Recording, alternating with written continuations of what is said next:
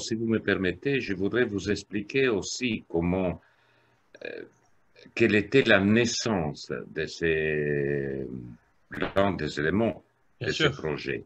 Parce que il y a quelques années, l'Université de Corse m'avait fait l'honneur de me donner la chaire Paul Valéry, Mhm. présenter de la civilisation byzantine dans le cadre de ces projets sur la Méditerranée, disons. Et j'avais décidé aussi de parler des chants populaires. Et Patrizia Gattaceca était venue et était présente lorsque j'ai raconté ces choses sur le Digenis Sacritas. Elle était tombée sous les charmes des chants, pas de moi. Ah, très bien. Et donc, elle a décidé de s'élancer sur cette route et Françoise Graziani était tout à fait l'âme, disons, de cette idée. Mhm. Elle a décidé de le porter, de demander le soutien de la région, etc. etc. Et bien voilà, on est là maintenant. Et maintenant, Et on est c'était arrivé. grâce à D'accord. ce que l'Université de Corse m'avait donné de parler de Digenis Sacritas. Très bien. Donc, c'est à partir d'une rencontre que se font les choses. Voilà. Une rencontre tout à fait un peu voilà, hasardeuse, mais au final, les charmes opèrent. C'est beau. Oui, exactement. Nous apprenons dans votre ouvrage qu'il existe 6 versions du Déguénis qui sont autant de réélaborations d'un texte originel appelé D, qui est aujourd'hui disparu. On ne, on ne connaît pas. Donc l'histoire du Déguénis Acritas nous parvient aujourd'hui, qui nous parvient aujourd'hui, est issue déjà de plusieurs remaniements. Donc. Et donc il est peut-être même issu de remaniements, si bien que notre accès au mythe est essentiellement indirect et pluriel. Donc, selon vous, cela favorise-t-il le mythe ou bien s'en trouve-t-il fragilisé? Si vous voulez, je dirais, il les favorise de quelque façon parce que la présence de ce texte dans des réélaborations euh, a permis de susciter l'intérêt des, des savants. Et donc, au XIXe siècle, on s'est interrogé beaucoup sur les sens de ce texte, parce que c'était un texte de quelle nature. Alors, il faut se recontextualiser au XIXe siècle pour comprendre l'impact que le Digenis Sacritas a eu. On est dans la période de la résurgence du nationalisme, ou plutôt de la naissance des nationalismes dans toute l'ère balkanique.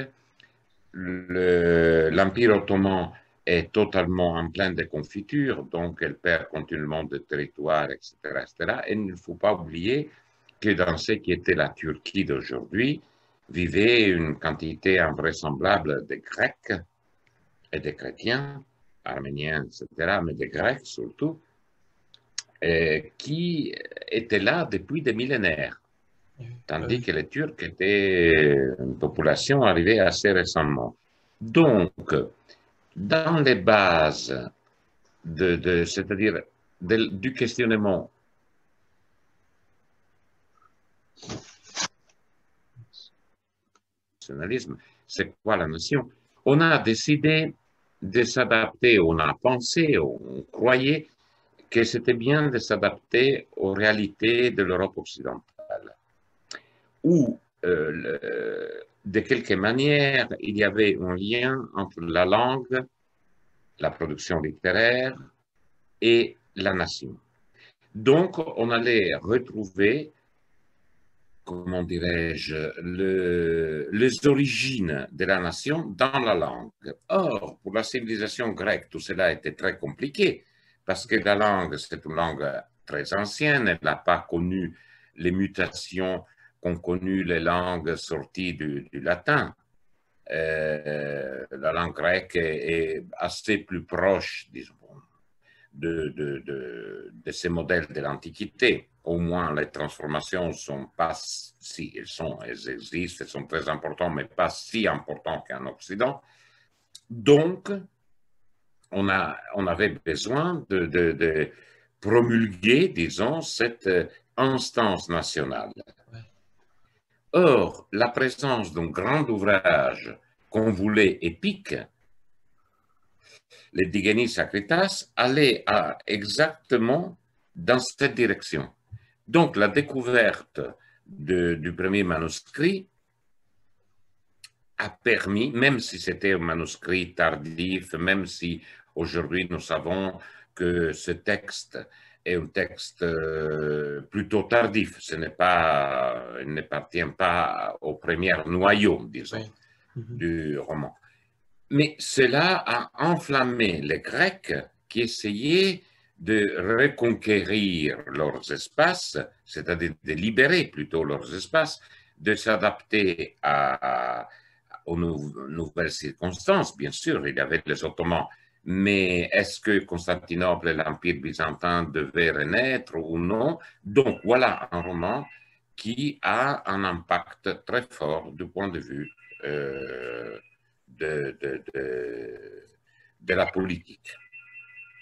Et voilà pourquoi donc ce texte a lancé le débat sur le Digenis Sacritas. Alors, à ce niveau-là, donc tout cela a poussé les chercheurs à chercher des textes qui étaient en relation, donc des textes soi-disant acritiques. Aujourd'hui, on les appelle comme ça, mais il faudrait revenir sur ce concept. Et donc, on a, comment dirais-je, on a voulu faire ressurgir ces mythes qui est devenu, par le biais de l'enseignement, beaucoup plus populaire. C'est-à-dire, c'était un mythe compte tenu de tout assez limité. Mais justement, cette liaison avec l'idéologie nationaliste de la deuxième moitié du 19e siècle a poussé les mythes. Et c'était grâce justement à ces rédactions écrites qu'on a retrouvées. Alors, à votre question, est-ce que cette réélaboration, ces écrits, ces manuscrits ont servi ou non? Je dirais oui, ils ont servi. Sinon, ça serait l'un des textes de la tradition byzantine. On a beaucoup. Très bien.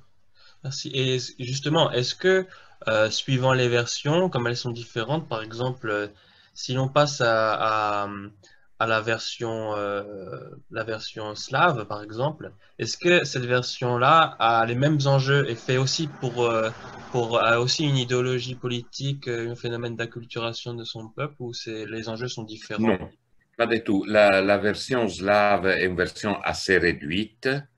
C'est une version, donc, alors, comment elle est née, elle était traduite, mais il y a eu un grand mouvement de traduction dans les langues slaves des documents, en général, documents littéraires byzantins, dans les mondes slaves, qui présentent un texte qui est différent, assez différent de celui que nous connaissons. Alors, probablement, c'est plutôt le mythe en soi qui avait connu une extension énorme, mais non, ça n'a pas servi, bien sûr, à créer un idéal national, non, pas du tout. Donc, il faut oublier un peu, c'est-à-dire, c'est très important, surtout sur la partie grecque, parce que c'est là l'enjeu. Certes, le texte que nous avons, donc nous avons plusieurs versions de ce texte qui ont été réunies dans disons, trois groupes fondamentaux. L'un, c'est la version soi-disant de Grottaferrata, qui est une version assez savante, toujours en langue. Ce n'est pas populaire, c'est une langue démotique, mais pas populaire.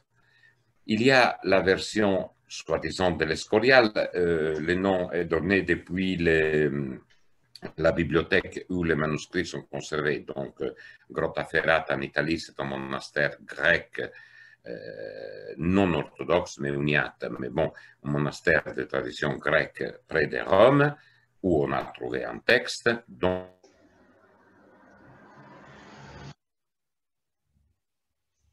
dans langue démotique. Une autre version qui avait été retrouvée, c'est la version de l'Escorial, qui est plus populaire, beaucoup plus populaire, avec des éléments anthropologiques beaucoup plus populaires. Et après, on a différentes autres versions, dont une version en prose, qui dépendent tous d'un même modèle, qu'on appelle Z. Bon, ça c'est pour les philologues. Et donc, fondamentalement, nous avons trois étapes, trois niveaux de texte.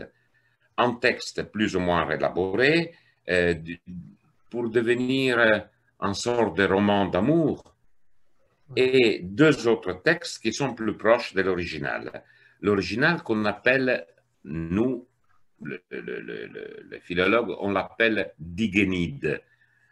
On ne l'a pas, alors on l'appelle Digénide. Or, le gros problème est savoir comment était-il ce texte. Et alors, il y a une sorte de pendule dans les études. Parfois, on dit que le texte était très proche du texte plus savant et que du texte savant, on est arrivé au texte populaire, c'est-à-dire plus proche des Grottaferrata par rapport à l'Escorial. Il y a d'autres qui pensent que l'Escorial était plus proche de la Digénide et après, on a tiré de cela les versions savantes. Voilà les deux niveaux. Ouais. En ce qui me concerne, alors naturellement je suis à bord de cette pendule comme beaucoup d'autres, je crois fermement que le texte de l'Escorial est pratiquement le texte de la Digénide. Ouais. Parce que, et je vous explique les raisons, le texte de l'Escorial a beaucoup de formules qui sont tirées des chants populaires. Or, à Byzance, nous connaissons beaucoup d'exemples de réécriture d'un texte, c'est-à-dire un texte peut être traduit d'un registre de langue supérieure, plus élevé, plus cultivé, ou bien d'un registre inférieur pour le diffuser, pour le rendre plus compréhensible. Récit historique d'Anne Comnène, c'est la grande historienne du XIIe siècle, qui parle du règne de son père, a été traduit d'une langue savante, très savante, celle d'Anne Comnène, dans un registre plus démotique, de façon d'être plus compréhensible, plus... Mais la différence avec le Digénis est justement là. La traduction, si vous voulez, d'un registre populaire aurait été fait en utilisant le formule de la tradition populaire. Or, si cette attitude aujourd'hui est possible, je la vois très difficilement au XIe siècle, XIIe siècle, à l'époque à laquelle probablement la Digénide date. Donc, on peut difficilement imaginer que d'un texte savant, on fait un texte populaire en utilisant un langage formulaire des traditions populaires. Ça, c'est trop moderne. Et c'est pour cette raison que je crois que les manuscrits de l'Escorial et le texte de l'Escorial, que j'ai traduit en français, tandis que j'ai traduit en italien le texte de Grottaferrata plus avant, que le texte de l'Escorial est plus proche de l'original. D'autant plus qu'il y a des éléments anthropologiques qui nous montrent une dimension populaire, une dimension populaire que les autres n'ont pas. Par exemple, en ce qui concerne la sexualité. Et ça, c'est très important. Très bien. Allons-y alors. Alors, une question concernant ce que vous nommez les paysans soldats est défini par le thème Akritaï. Acrite. Acrité, On pardon, prononce excusez-moi. à la médiévale. Ah, Acrite. d'accord. Oui, Très Acrite. bien, merci. Euh, Pourriez-vous expliquer le statut et la fonction de ces gardiens des frontières? Ah ben, Euh, vous avez touché un point très délicat là. ah, Et je vous explique pourquoi. Parce que le mot acrite est acrité. en relation avec le mot acre, qui Uh-huh. veut dire limite, frontière. Mhm. Ça, c'est sûr. Bon. Donc, on a pensé pendant longtemps que les acrites étaient les défenseurs des frontières, donc qu'ils étaient des soldats qui chantaient leurs héros nationaux, nationaux entre guillemets, bien Oui. entendu, leurs Mhm. héros militaires. Et ces textes sont exactement ce type, disons, ces chants populaires dont les Digenis Acritas auraient été les chefs d'œuvre. Sauf que, alors, on utilise ces mots, par exemple, encore aujourd'hui, parfois vous entendez sur la bouche des hommes politiques grecs, vous entendez l'expression, vous qui êtes les acrites Mhm. à défendre les frontières de la patrie. Par exemple, en ce qui concerne aujourd'hui Castellhorizon, vous savez, la petite île qui est au centre des conflits entre actuellement. Vous trouvez parfois, encore aujourd'hui, sous la bouche des hommes politiques grecs, Mhm. les mots acrite, acrites, comme on le dit en grec moderne, pour définir les gens qui luttent ou qui soutiennent les frontières grecques. D'accord. Juste en face, à deux enclabures de la côte turque, et au centre d'un conflit entre Grèce et Turquie, parce que la Turquie prétend l'avoir, tandis que c'est un territoire grec, Mhm. et on dit que les habitants sont des acrites, c'est-à-dire ils défendent Défendre, d'accord. l'agressivité face à l'autre. Également, la même chose, on utilise parfois dans les discours de politique grecque, la même chose en ce qui concerne la Thrace, c'est-à-dire la petite bande de terre au nord de la Grèce qui porte justement à la Turquie. frontière avec la Turquie.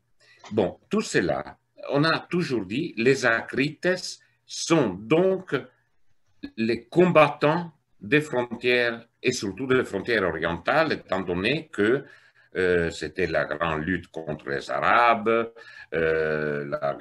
contre les Turcs par la suite, et là où sont situés les exploits du Digenis.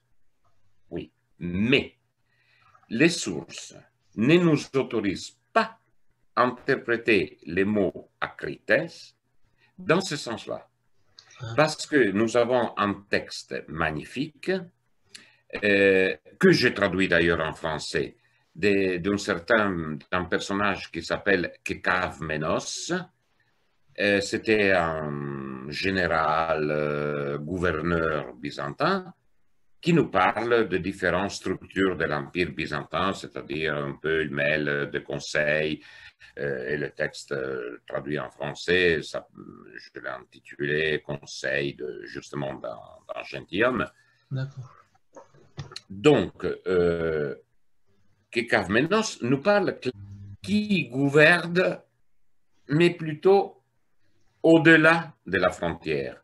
Donc, ne sont pas des Grecs, si vous voulez, ce sont des seigneurs de petits potentats locaux Mhm. qui sont liés, bien sûr, d'amitié avec l'Empire byzantin, et parfois, ils jouent d'une façon un peu ambiguë entre deux États, par exemple entre les Arabes et les Byzantins, et qui effectivement peuvent aussi défendre les frontières, mais ce n'est pas leur jeu, ce n'est pas leur but. Leur but, c'est de défendre leur autonomie face à ces puissances d'un côté et de l'autre. Vous Ouais, voyez ce d'accord. que je veux Oui, dire? oui, bien sûr. Alors, des petits seigneurs locaux. Si nous revenons au Digenis Sacritas, vous voyez effectivement dans la version russe, on a une opposition entre le Diguénis et l'empereur, et selon ces versions, le Diguénis tue l'empereur et occupe sa place. Mais bon, ça, je vous ai dit, ce n'est pas la version russe qui nous intéresse. Par contre, même dans la version grecque, on voit une méfiance du Diguénis vis-à-vis de Basileus, c'est-à-dire l'empereur byzantin. Ce qui montre qu'il s'agit, dans cette représentation, d'un seigneur local qui a une sorte d'autonomie, et l'empereur le nomme garde des frontières. Oui, bien sûr, mais il était au moment à ce qui est la maison des Savoie. Ils étaient les seigneurs des Alpes. Ils étaient les seigneurs qui défendaient, donc qui avaient leur pouvoir sur les Alpes, entre Chambéry d'un côté et Turin de l'autre. Est-ce qu'ils étaient des Français? Si vous dites cela en italien, bien sûr que non. Les Savoie sont les rois d'Italie, ce sont des Italiens. En français, dira toujours, non, les Savoie, c'est une dynastie française. En réalité, ils ne sont ni françaises ni italiens, ce sont des Savoie. Ce sont les seigneurs des Alpes. Très bien, d'accord. Et les Acrites étaient de quelque façon quelque chose de, je ne dis pas de semblable parce que c'est toujours tout différent dans l'histoire, mais c'est une idée. Quatrième question. La conception du poème, dites-vous, s'appuie sur des traditions, alors qui n'étaient pas seulement grecques tout en n'étant pas non plus non grecques. Parallèlement, le territoire byzantin était habité par un important brassage de populations, grecques, arméniennes, arabes, chrétiens, qui ont maintenu leur particularité culturelle au sein de l'homogénéité de l'Empire. Donc chacun avait sa particularité culturelle. Diguénis, le nom du héros même, évoque une origine plurielle. Alors, pourriez-vous nous donner votre interprétation des enjeux que présente soulever ce phénomène aujourd'hui? Des enjeux, plutôt aujourd'hui. C'est une question assez difficile parce qu'elle touche fondamentalement au concept même des nationalités. Ça veut dire quoi, la nationalité? Et vous savez, effectivement, les Diguénis Acritas nous représentent un monde où un monde grec, ça c'est sûr. Tous les personnages sont des Grecs, etc., etc. Mais qu'est-ce que veut dire grec? Ils sont justement, ce qu'on peut dire, ils sont des orthodoxes. Il y a cet aspect-là. Mais pas toujours, parce que par rapport à la doctrine orthodoxe, parfois, il y a des différences intéressantes. D'autant plus que, par exemple, vous trouvez dans la version savante, vous trouvez effectivement une réduction totale, un aplatement, disons, une adéquation à la religion, tandis que la version, à mon sens, plus ancienne, c'était celle de l'Escorial, certainement plus, entre guillemets, beaucoup de guillemets populaires, vous trouvez des éléments d'anthropologie religieuse même qui sont plus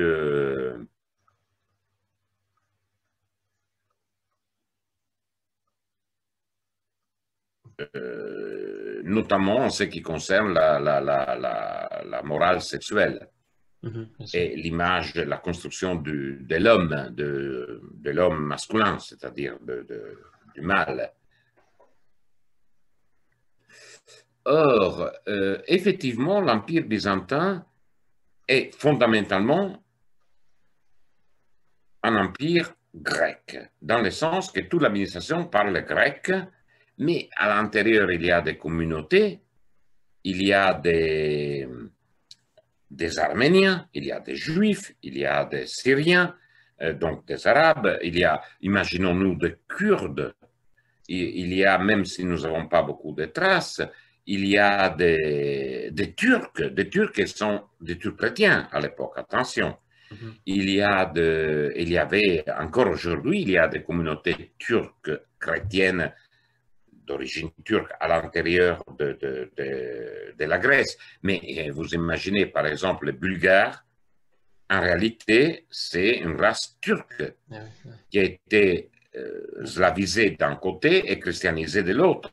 Donc, vous voyez, c'est un mélange. Après, il y a les Georgiens, il y a toutes les populations que vous pouvez imaginer. Or, la question, justement, est de dire, est-ce qu'il s'agit d'un imaginaire grec? Oui et non. C'est un imaginaire byzantin, mais c'est un empire. Alors, qu'est-ce que veut dire l'empire? Qu'est-ce que veut dire l'empire vis-à-vis de la nation? Alors là, le discours deviendrait énorme. mhm. Vous savez, aujourd'hui, nous raisonnons d'une façon différente. Vous êtes jeune, par rapport à moi, par exemple, j'ai 40 ans plus que vous, ou 30 ans plus que vous. Or, petit à petit, la reconnaissance de l'existence d'une Europe élimine de quelque façon le concept de nation. Aujourd'hui, on raisonne en termes d'une Europe multiculturelle, plurinationale, etc., etc. Ce qui nous permet de comprendre un peu mieux le fonctionnement d'un empire. Mhm. Et ce qui d'ailleurs nous permet aussi de reconnaître dans le sud-est européen le rôle de l'empire byzantin et aussi, si vous voulez, de l'empire ottoman. Tandis qu'en Occident, l'Occident s'est construit sur des nations. Toute la tradition nationaliste occidentale regardait la naissance des peuples, d'où l'utilisation du diganisme dont je parlais tout à l'heure, autant aujourd'hui, et donc à l'époque, l'Empire byzantin était considéré, la byzantinologie était considérée comme une science nulle, pas intéressante, parce qu'elle ne supportait pas ne porte pas l'idée de la nation Ouais, en bien sûr. soi. Autant aujourd'hui, euh, le concept d'empire devient plus intéressant. Bien sûr. Et donc, il nous explique davantage ces conditions, c'est plus proche de notre façon de voir, de notre façon de concevoir le monde byzantin. Je ne sais pas si j'ai répondu à votre Si, question, si, probablement parfaitement. non, Si, moi je pense mais que si. Après, moi je pense que si, ça montre bien la conception enfin, qui est plutôt, comment dire, nuancée. Enfin, c'est plutôt, voilà, ça montre bien comment, à partir d'une homogénéité, il y a quand même une identité plutôt oui, couple. n'oubliez pas une chose, que tous les textes, alors je parle de Byzance parce que c'est mon domaine, je ne veux pas entrer dans d'autres Hein, littératures et dans d'autres civilisations que je connais beaucoup moins bien. Mais tout texte est une représentation. Non seulement, mais nous sommes dans un jeu de représentation, c'est-à-dire la représentation que les auteurs font de leur monde bien et sûr. les représentations que nous, les lecteurs, interprètes, etc., etc., nous faisons de ce monde-là par rapport au nôtre. C'est un jeu de miroir euh, très compliqué. Mhm, Et alors, euh, nous voyons dans l'histoire l'image de nous-mêmes. Ce qui n'est pas bon du point de vue scientifique, il faut être respectueux de ce qui dit effectivement le texte, mais inévitablement, nous terminons pour représenter nous-mêmes, pour nous regarder à travers les regards des autres par rapport à eux-mêmes. C'est un jeu de miroir terrible. bien sûr, on, c'est comme si on construisait en lisant. On utilise, en Tout à lisant, fait, on écrivait d'une certaine façon. Ouais. tout à fait, Mm. tout à fait, tout à fait. Par exemple, l'image que nous pouvons avoir du 19e siècle, en étranger, par exemple, lorsque j'étais, parce que vous savez que je suis d'origine italienne, j'étais garçon au lycée en Italie, et l'image de la France, pour moi, du 19e siècle, c'était vécu à travers Maupassant. Mais est-ce que Maupassant, c'est la France? Non, c'est une représentation de la France. Oui, c'est la dernière question. Selon certaines thèses, le poème du Déguénis Acritas proviendrait vraisemblablement de la réunion des chants acritiques, chants populaires grecs, qui furent recueillis et recomposés en une œuvre homogène qui énonce un récit biographique. Est-ce que ma formulation est juste si je dis que le poème, issu des chants, retourne à l'état de chant en subissant un processus inverse à travers l'entreprise de Patrizia Gatacieca? Ces deux transformations sont-elles comparables? La transformation inverse à partir de l'écrit au chant. Oui, l'observation est juste et je dirais que quand même, alors, nous ne connaissons rien en ce qui concerne les chants populaires. Parce que nous avons des chants populaires acritiques, en effet, définis comme ça, acritiques, parce qu'ils ont des éléments qui nous renvoient au poème ou aux héros des frontières. Oui. Mais en réalité, les chercheurs grecs qui se sont occupés de ces chants populaires ont identifié une masse énorme de chants acritiques, qui finalement ne sont pas des chants acritiques. C'est-à-dire liés à des personnages, il y en a beaucoup d'ailleurs, dans cette sorte de mythologie ou dans cette sorte de construction d'un héros typique, disons, d'une société médiévale. Le problème est que tout cela a donné, nous ignorons la date. Alors, la seule chose sûre, c'est que autour du 15e siècle, 16e, 15e siècle, nous avons un texte, les chants, soi-disant chants d'Armouris, qui n'a rien à voir avec le monde acritique, c'est-à-dire, ce n'est pas le Digenis Acritas.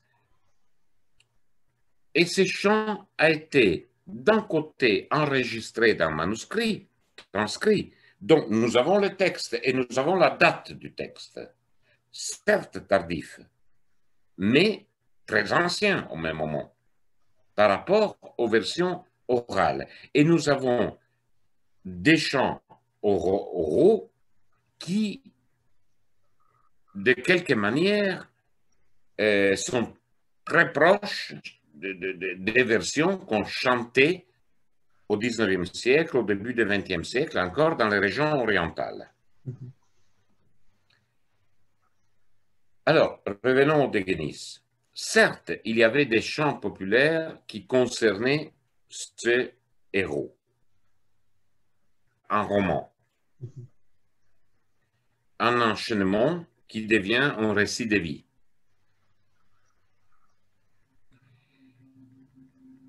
Par la suite, nous avons des chants populaires, quelques-uns, pas beaucoup, qui se réfèrent à ce monde que nous définissons globalement d'acritique, pas en rapport avec Digenis Acritas, mais en rapport avec, disons, les aires frontalières.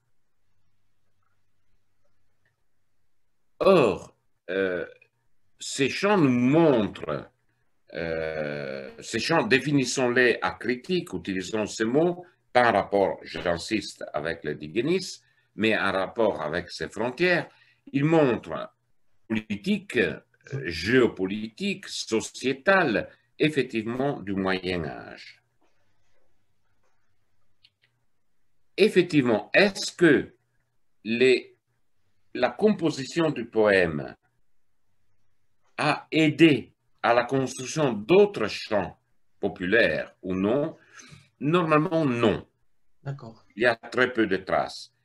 Mais certainement, il y a eu cette construction continue jusqu'à des temps relativement récents, c'est-à-dire au XVIIIe, XIXe siècle. L'opération de Patrizia Gatta-Cecca, c'est à plusieurs niveaux intéressante, parce que nous avons, entre autres, je veux dire, déjà du point de vue culturel, de la construction de la musique et tout cela est magnifique, mais nous avons un projet corse. Il ne faut pas oublier qu'en Corse, il y avait une communauté grecque. C'est vrai. Ouais. Et avec des chants populaires grecs qui étaient chantés jusqu'à il n'y a pas très très longtemps. Aujourd'hui, la communauté a disparu. Mais cette adaptation, cette récupération d'une tradition populaire et ces renouveaux devient de quelque façon une transmission vers un autre monde, vers d'autres connaissances. Il y a un peu d'ésotisme dans le Alors, est-ce que la Corse, c'est une terre de frontières? Oui, de quelque façon, où il y a un mélange de différentes traditions, et dont la française est très importante aujourd'hui, mais n'oublions pas la tradition corse elle-même. Bien sûr, bien sûr. Donc, dans ce cadre, c'est un imaginaire auquel on se réfère, un imaginaire exotique. Certes, il y a cette partie exotique, et on reprend ces éléments pour les faire revivre dans un contexte musical qui est corse. Et là, je trouve un mélange original et tout à fait passionnant. Voilà, c'est mon avis.